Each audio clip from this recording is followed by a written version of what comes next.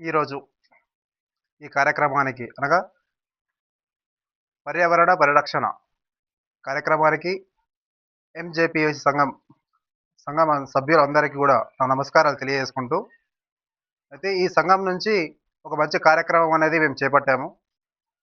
ఏంటి ఆ కార్యక్రమం? పర్యావరణ పరిరక్షణ. ఎక్కడ ఏం జరుగుతుందంటే, ఏం లేదు, ఈ ప్రతి ఒక్క స్కూల్‌లో, గవర్నమెంట్ హై స్కూల్‌లో 9వ తరగతి, 10వ తరగతి పిల్లలకు పర్యావరణ రక్షణ ఏంటిది? ఈ పరిస్థితులు ఏమున్నాయి? ఇప్పుడు జరుగుతున్నటువంటి సమాజంలో ఎల్‌నినో కారణంగా వర్షాలు రావట్లేదు.